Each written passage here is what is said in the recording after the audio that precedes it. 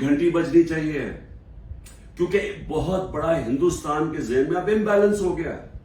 वो हमारे से अपने आप को बहुत ज्यादा ताकतवर समझते हैं, और अगर हमारे रिजर्व्स 4 अरब डॉलर से भी कम है तो उनके कोई 500-600 अरब डॉलर्स के रिजर्व पड़े हुए हैं। उनके टेक्नोलॉजी के अंदर वो बड़ी तेजी से आगे जा रहे हैं, और उन्होंने जो कॉन्ट्रैक्ट कर लिए टेक्नोलॉजी में, न्यूक्लियर प्रोग्राम में,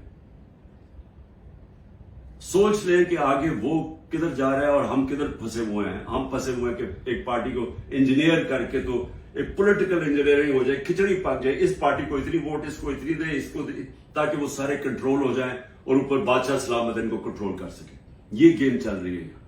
मुल्क को कमजोर कर, इससे मुल्क और मजीद कमजोर होगा, और वो आगे बढ़ रहे हैं और ये समझ नहीं है कि जब एक इम्बैलेंस हो जाता है तो खतरा होता है मुल्क को। क्योंकि अगर रूस ने अटैक किया यूक्रेन को, तो वो समझे वो यूक्रेन से बहुत ज्यादा ताकतवर है। हमेशा याद रखें, कभी अटैक नहीं किया जाता उस मुल्क को जो वो समझे कि हमारे बराबर के हैं या हमारा मुकाबला कर सकते हैं। वो तब होता है जब समझते कि जी ये तो बिल्कुल ही बैठ गए, थोड़ा सा धक्का दिया ये तो माशी तौर पे वैसे ही गिर जाएंगे। इसलिए हमें सारे मुल्क को सोचना चाहिए, जिसकी वजह से मैं बार बार कहता हूं कि मैं अपने लिए नहीं बात कर रहा, मैं अपनी कौम के लिए कह रहा हूं कि बात करें। इस वक्त जो इस वक्त पावर तो एस्टेब्लिशमेंट के पास है, इनके पास क्या पावर है? इनसे बात करने का क्या फायदा है? बात तो उससे की जाती है जो पावर लेके बैठे हुए हैं। बात इसलिए करें अपने मुल्क के लिए।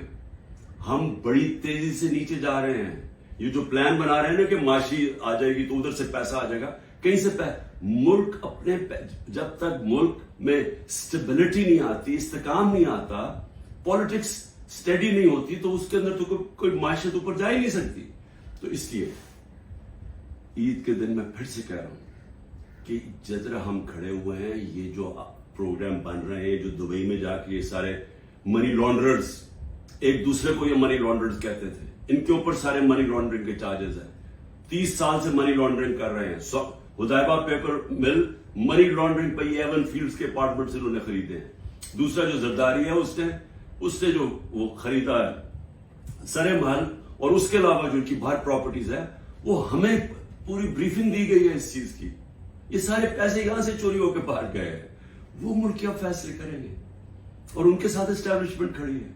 और फिर वो कहते हैं कि जी ये देखिए सोशल मीडिया में क्या, सोशल मीडिया अवाम की आवाज है, कोई किसी को जलील नहीं कर सकता। यह जिल्लत अल्लाह की तरफ से आती है, ये हमारा ईमान है।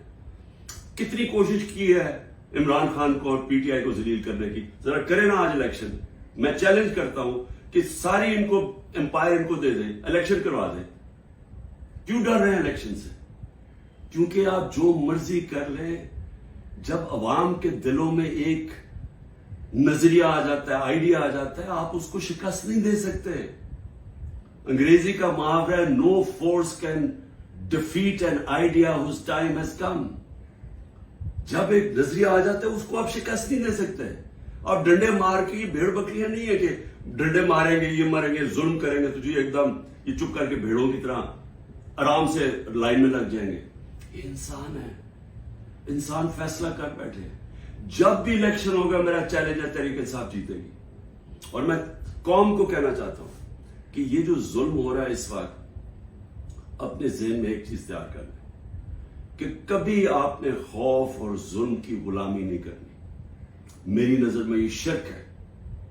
मैं हर कुर्बानी के लिए तैयार हूं। मैं कभी तस्लीम नहीं करूंगा ये जो पूरी खिचड़ी पक रही है और हमें समझ रहे हैं कि ये खौफ दिला के, जेल में डाल के, या ये जो मेरे घर वालों के ऊपर, बीवी के ऊपर, बहनों के ऊपर, रिश्तेदारों के ऊपर जो कर रहे हैं, अगर इनका ख्याल है कि इसकी वजह से मैं पीछे हट जाऊंगा या हाथ खड़े कर दूंगा, इस गलत, क्योंकि मैं इसको शिर्क समझता हूं।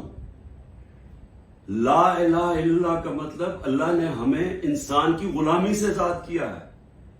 अल्लाह ने हमें अपने जमीर के मुताबिक कहा कि स्टैंड लो, तो हमें कभी ये तस्लीम नहीं करूंगा।